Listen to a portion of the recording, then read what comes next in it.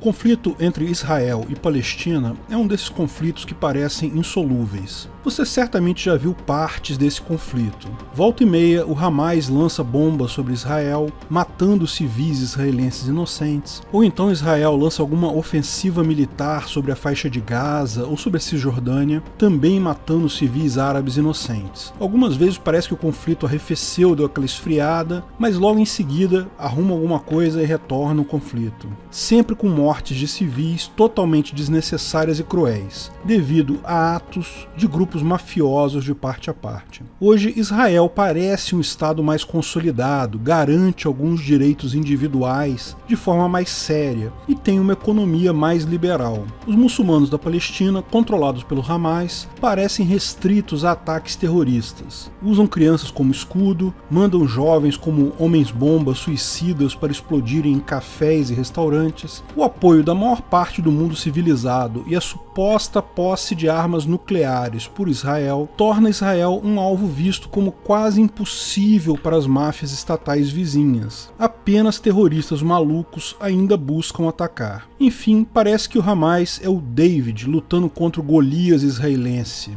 Tem alguma coisa que não ficou boa nessa comparação, mas deixa pra lá. De qualquer forma, quem estuda a história dessa região sabe que isso é algo relativamente recente. Por muitos e muitos anos, a disputa foi de igual para igual e muitas vezes com Israel sendo a parte em desvantagem. Sim, no início Israel era o David lutando contra o Golias árabe da região. Agora a analogia acho que ficou melhor, hein? De fato, quem primeiro recorreu a métodos terroristas na região foi o então incipiente Estado de Israel, bem no início. Os primeiros homens-bomba lá eram israelenses, lá na década de 1940 e 1950. Enfim, entre esses dois estados não tem ninguém bonzinho. Como todos os demais estados, são apenas duas máfias querendo explorar ao máximo as pessoas que moram naquela região.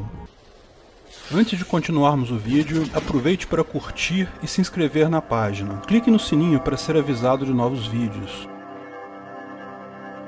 Entre Israel e Palestina, quem tem razão?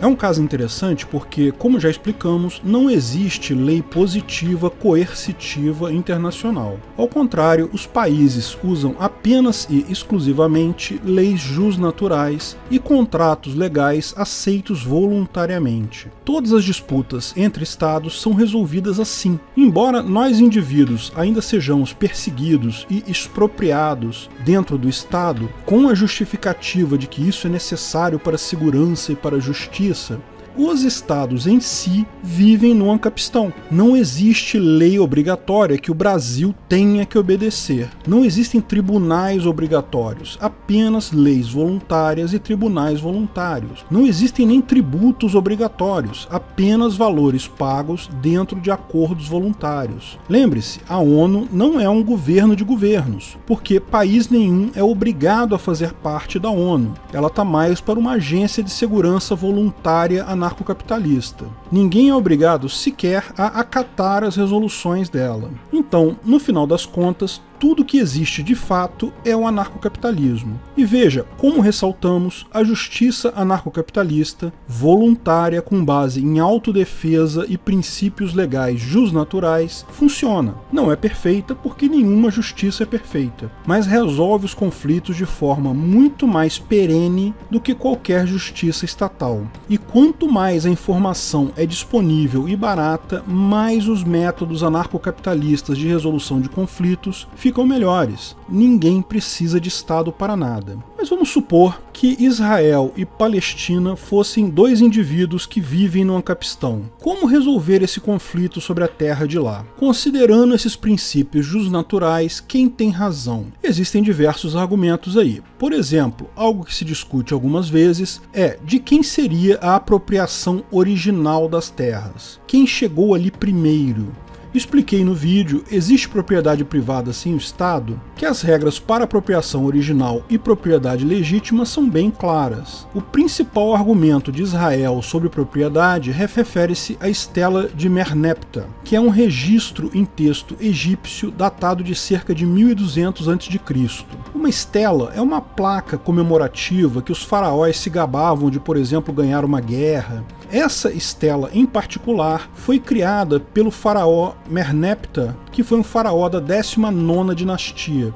Na verdade, ele foi o último grande faraó da última grande dinastia do Egito. Depois da 19ª dinastia, foi só decadência ali no Egito, viu? Na verdade, esse faraó foi herdeiro e neto do grande Ramsés II, ou Ramsés o Grande, que foi talvez o maior faraó egípcio de todos os tempos. Certamente o maior do novo império do Egito. Ramsés II reinou por 67 anos. Ele morreu aos 90 anos de idade. Teve centenas de filhos, dezenas de esposas. Como era padrão no Egito, casou-se com algumas de suas filhas, algumas de suas irmãs. Ele foi tão longevo para a época, vivendo até os 90 anos, numa época que a expectativa de vida do ser humano era de 40 anos, que todos os seus filhos já haviam morrido quando ele morreu. Então, o seu neto, Merneptah, acabou herdando o trono do Egito. Incrível imaginar que houveram várias gerações de egípcios que nasceram e morreram sob um único faraó, o Ramsés o Grande. Bom, o fato é que Merneptah deve ter sofrido uma grande pressão para suceder um faraó tão notável. E ele fez um governo bem razoável também. Seus principais feitos foram derrotar os líbios no oeste. De fato, a maior parte da estela de Merneptah é dedicada a comunicar a vitória sobre os líbios a oeste. No finalzinho, ele resolve falar sobre suas vitórias a leste. Celebra a vitória sobre várias tribos da região da Palestina, Ashkelon, Gezer, Yanoham, e inclui a famosa frase que celebra sua vitória sobre os israelenses. Os israelenses foram destruídos, sua semente não existe mais. Isso provaria que havia um Estado de Israel, ou pelo menos uma tribo, um grupo de pessoas na região da Palestina com o nome de Israel na época, ou seja, 1200 anos antes de Cristo. Só por curiosidade, vou abrir aqui um parêntese sobre a história do Egito. Nada a ver com a nossa história. Mas Merneptah foi também o faraó que brigou contra os Sea People, as pessoas do mar. Não sei se você está familiarizado com um evento histórico chamado Colapso da Idade do Bronze. Nessa época, em torno de 1200 a.C., várias civilizações da região sucumbiram. Os minoanos, que eram a grande civilização da região da Grécia, sumiram. Os hititas, que foram o grande império onde hoje é a Turquia, também sumiram no ar. Todos eles alegam em escritos que foram invadidos pelos Sea People, ou pessoas do mar, supostamente um povo que chegou de navios, invadindo geral e destruindo a sociedade lá. Ninguém sabe direito, porque ficaram muito poucos registros, mas todos os grandes impérios acabaram, foram destruídos pelos Sea People. O único que sobreviveu foi o Egito, e mesmo eles ficaram tão fracos depois disso que jamais voltaram a ser um grande império tão poderoso quanto na 18ª ou 19ª dinastias. O final da 19ª dinastia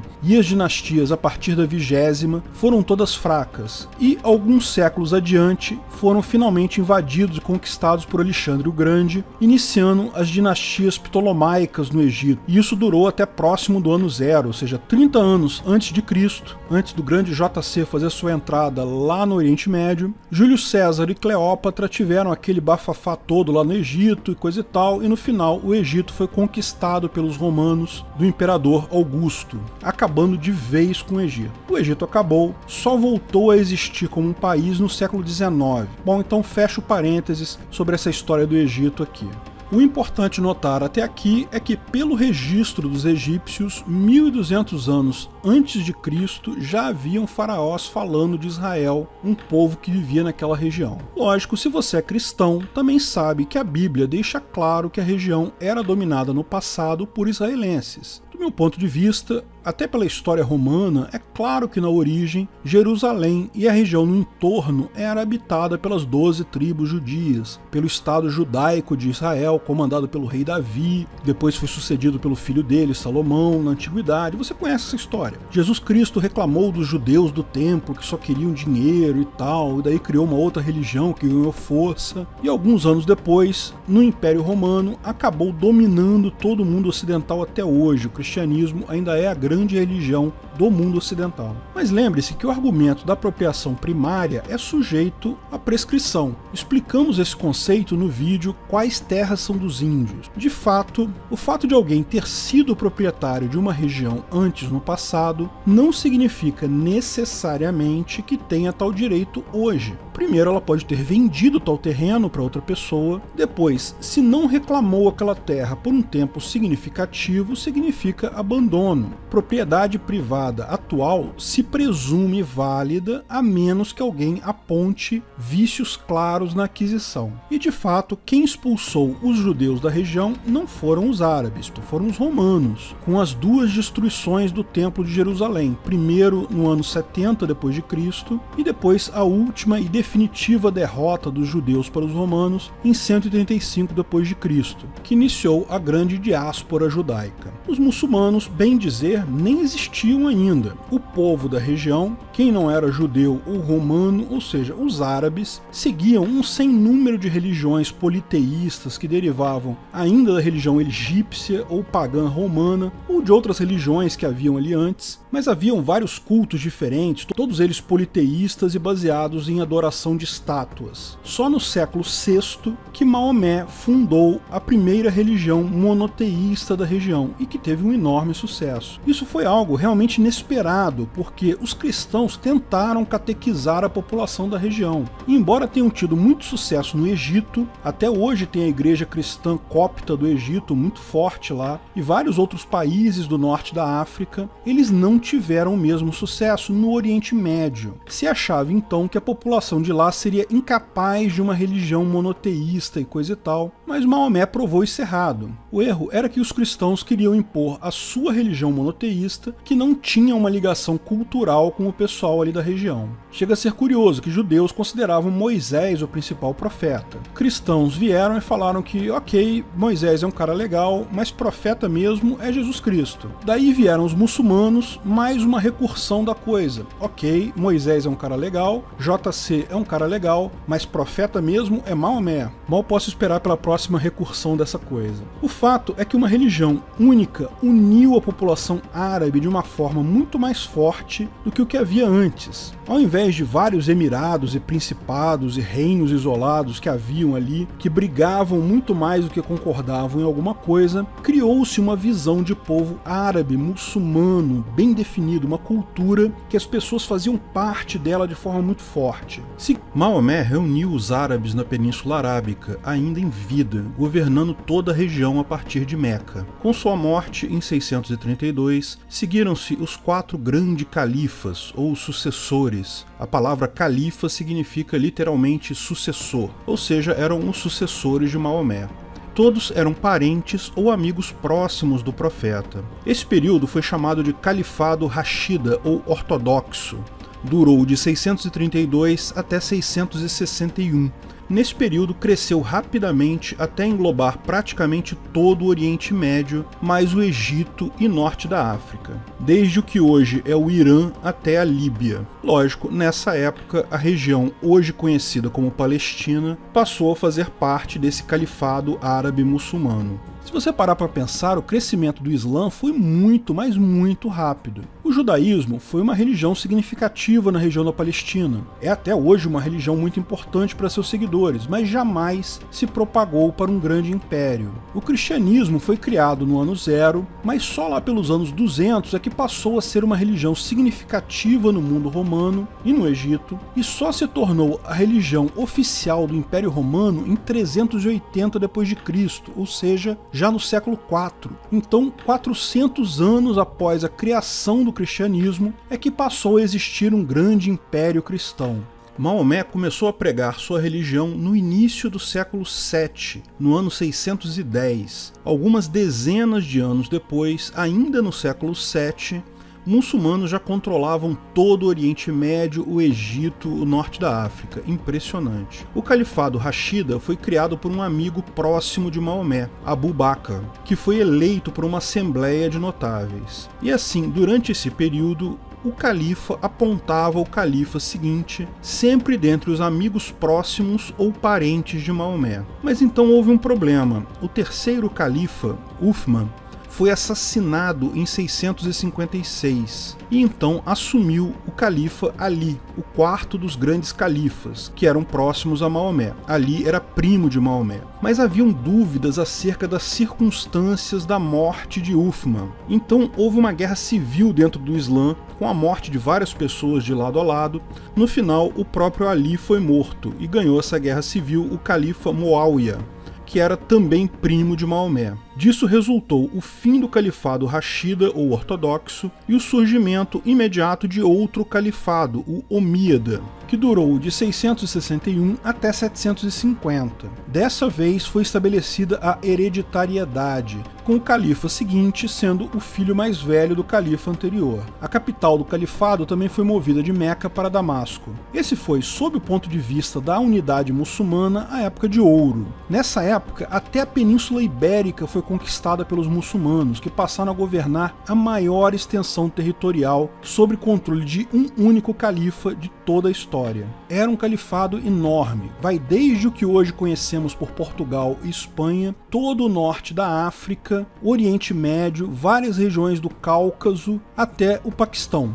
Tudo sob domínio de um único califa. O califado Omíada seguiu unificado até 750, quando então aconteceu um golpe de estado, em que um dos descendentes de um tio de Maomé, chamado Abbas, matou todos os herdeiros dessa dinastia Omíada, menos um, que fugiu para Al-Andalus, ou seja, para a Península Ibérica. Então, na verdade, o califado Omíada não acabou em 750. Ele continuou funcionando, mas só na Península Ibérica até o século XI, quando houve a famosa Guerra da Reconquista, quando portugueses e espanhóis retomaram a Península dos muçulmanos. Mas após o ano 750, o restante do mundo árabe passou a ser controlado pelo Califado do Abbás, ou seja, o Califado Abásida, que por sua vez durou até o século X, ou seja, até quase o ano 1000. Mas essa foi a última vez que houve um controle único entre toda essa região. Depois disso começaram a surgir várias divisões, todo mundo muçulmano, mas várias lideranças diferentes locais, não havia mais um comando único do mundo muçulmano. Todas essas brigas, desde o Califado Rashida, é que geraram as diversas divisões que existem hoje ainda entre os muçulmanos. Você já deve ter ouvido falar dos xiitas versus sunitas versus ibadistas e por aí vai. Essas divisões afloram ainda hoje dentro do mundo muçulmano. Essa divisão durou até o século XVI, quando o Império Otomano, que, lembre-se, tem origem mongol, são guerreiros mongóis que conquistaram a boa parte daquela área. Os otomanos, então, não eram muçulmanos, pelo menos não na sua origem, eram invasores mongóis. Mas é fato que, após algum tempo, a maior parte dos sultões otomanos foram convertidos para o Islã. Pode-se dizer, então, que o domínio muçulmano sobre a Palestina durou até o fim do Império Otomano, ou seja, até o iniciozinho do século XX. Nessa época, o Império Otomano desmanchou-se no ar depois da Primeira Guerra, e a Inglaterra e a França passaram a dominar a região. Não houve conquista, tá? O Império Otomano se desmanchou completamente e a Inglaterra simplesmente tomou conta da região. Então, um outro argumento que se usa é o do tempo de uso. Supostamente, Israel era dona da Palestina do século XI a.C. até o século I depois de Cristo, ou seja, aproximadamente 12 séculos. Ao passo que os muçulmanos foram donos da Palestina do século VI depois de Cristo até o século XX depois de Cristo, ou seja, aproximadamente 16 séculos. Então, há argumentos para todos os lados aí. Israel estava lá primeiro, mas os árabes estavam lá há mais tempo. E lógico, há contra-argumentos para tudo isso. Há quem diga que a Estela de Menheptah não diz necessariamente que Israel existia naquela região. Há quem diga que o Império Otomano era essencialmente secular, nem todos os sultões otomanos eram muçulmanos, portanto não seria dominação muçulmana. Mas no final é um monte de argumentos sem qualquer base no direito jusnatural. E lembre-se, não existe direito positivo entre países. Esse papo de resolução da ONU, coisa e tal, isso é tudo opcional. Em 1947, com o fim da Segunda Guerra, a região que hoje compreende Israel, Palestina e Jordânia estava então sob controle da Inglaterra. Os ingleses mantinham lá um governo, como em várias outras colônias, mas na região moravam judeus, muçulmanos e cristãos em perfeita paz. Na época, a verdade é que a Inglaterra estava querendo sair de lá. Por interesse próprio, a Inglaterra desfez de todas as suas colônias que possuía então. Não foi a ONU que obrigou a Inglaterra a ceder os territórios ou que criou o Estado de Israel. Foi a Inglaterra que queria ceder os territórios e queria fazer isso para árabes e judeus. E a ONU apenas reconheceu a existência do Estado de Israel. A Assembleia Geral da ONU, então presidida por um brasileiro, diga-se de passagem, você já deve ter ouvido falar de Oswaldo Aranha, extremamente comovida com a história dos campos de concentração e o Holocausto e coisa e tal, tomou essa decisão. Oswaldo Aranha foi quem presidiu a sessão da ONU que reconheceu o Estado de Israel em votação por maioria de 2/3 dos membros. Lógico, haviam muito mais árabes do que judeus na região. Assim, quando os britânicos entregaram o controle do seu território na região, fizeram o justo. Como haviam mais árabes, entregaram 80% do território para os árabes, criando o Estado da Transjordânia, que hoje chama-se apenas Jordânia, e 20% para os judeus, criando o Estado de Israel. Em 14 de maio de 1948, os britânicos entregaram, de livre e espontânea vontade, o território de Israel para Ben-Gurion, o primeiro presidente de Israel. Mas entregaram mais ou menos assim: toma aí, boa sorte e se vira. Os ingleses estavam loucos para sair dali o mais rápido possível. Lógico, os árabes não gostaram. Mesmo tendo ficado com uma grande parte do território da Jordânia, eles ainda achavam que tinham direito a todo o território. Imediatamente, a Jordânia invadiu a área chamada de Cisjordânia, ou West Bank, a região onde fica Jerusalém. E o Egito, que nessa época já tinha se tornado um estado independente, também muçulmano, invadiu a faixa de Gaza pelo sul. Lógico, a intenção deles era tomar todo o território, mas o incipiente exército israelense conseguiu repelir tais intenções. Mais que isso, conseguiram adentrar no território da Cisjordânia até Jerusalém, recapturando a parte oriental dela. Mas tudo a muito custo, com a ajuda até de grupos terroristas e milícias paramilitares, como o Haganah, Palmar e Irgun, ou seja, eram terroristas israelenses. Havia homem-bomba israelense, havia todo tipo de terrorismo de Israel. Com muito custo, conseguiram manter sua soberania sobre uma parte significativa do território que havia sido cedido pela Inglaterra. De fato, olhando para o passado, é quase um milagre que o Estado de Israel tenha sobrevivido aos primeiros anos desse conflito. E houveram muitos conflitos desafiadores na região para Israel e seus vizinhos árabes, desde 1948 até 1967, quando houve a Guerra dos 6 Dias. Os estados vizinhos fizeram todos um pacto pela destruição de Israel. Várias guerras foram travadas ali, mas a Guerra dos 6 Dias foi decisiva. Nessa ocasião, quando os estados árabes iniciaram mais uma campanha para destruir o Estado de Israel, houve uma reação à altura. Israel, de fato, surpreendeu seus vizinhos, que achavam que eles iam apenas se defender, como fizeram das outras vezes. Mas não.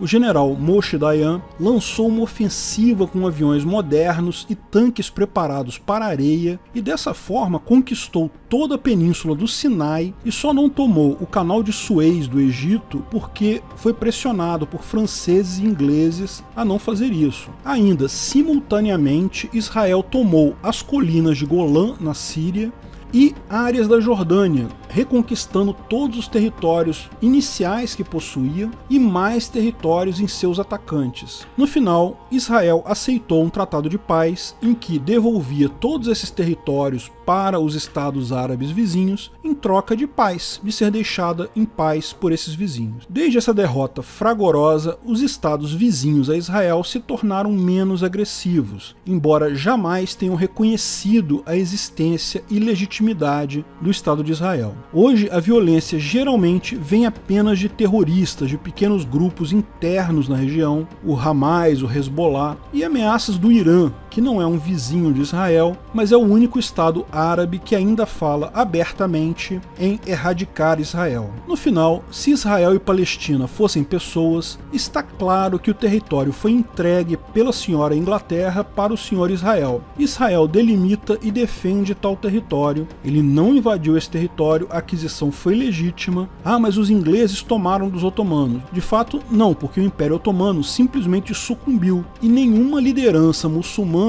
defendeu seu território. A Inglaterra simplesmente tomou posse da região praticamente sem nenhum conflito.